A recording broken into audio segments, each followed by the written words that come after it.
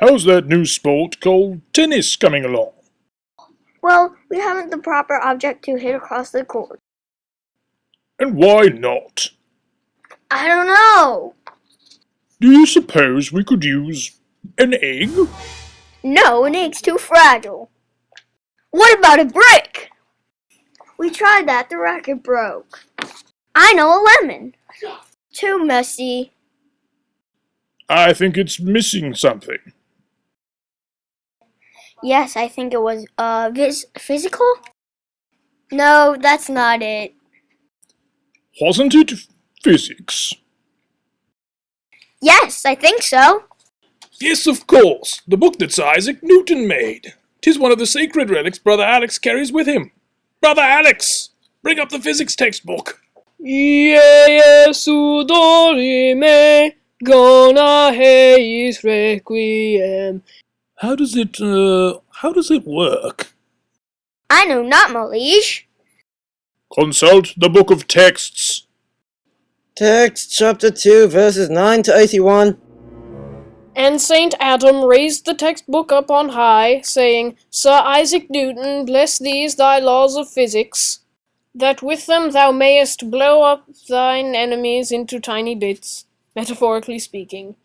And the Sir Isaac did grin, and in celebration of their great victory, the people did feast upon the lambs, and sloths, and carp, and anchovies, and orangutans, and breakfast cereals, and fruit bats, and large... Skip a bit, brother.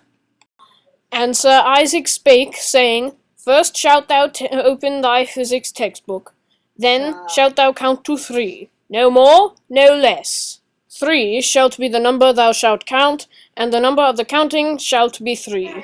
4 shalt thou not count, nor either count thou 2, excepting that thou then proceed to 3. 5 is right out. Once the number 3, being the third number, be reached, then lobbest thou thy physics textbook towards thine object in need of applying physics to, who, being naughty in my sight, shall snuff it. But before leaving, Sir Isaac did giveth Saint Adam fair warning, that the physics textbook shalt only supplieth thou with 18 laws per object. That being said, chooseth thou wisely. Amen. Amen. So, what do we hit across the court? Book of Sports Epilogue, verses 1 through 4. In such sports, as predicted by Sir Isaac's college roommate Fred, as tennis, thou mayest useth a spherical object consisting mainly of rubber. Right. 1, 2, 5. 3, sir. 3. Oh my god! What do we do now?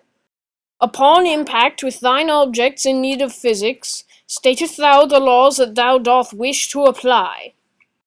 Right.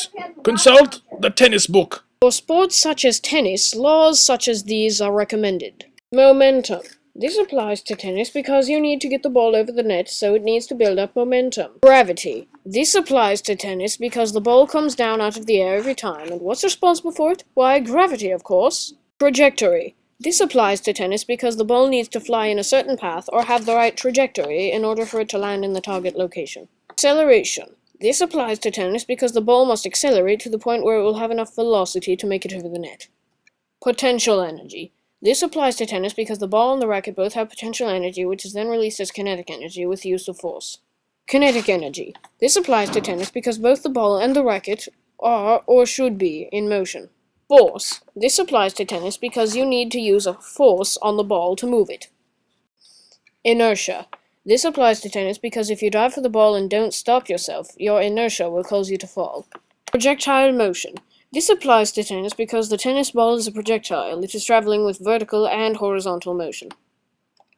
Energy. This applies to tennis because all of the objects involved, even you, have the capacity to perform work. Motion.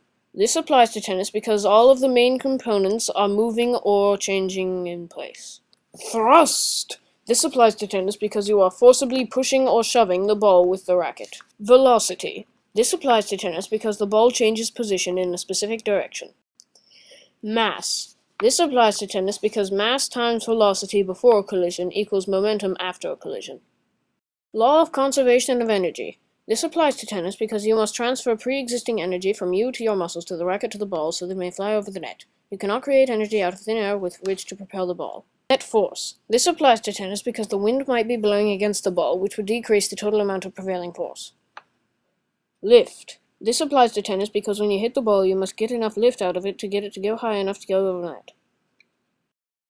Speed. This applies to tennis because the faster the ball is moving, or the more speed it has, the more difficult it is for your opponent to return it to you. Yeah!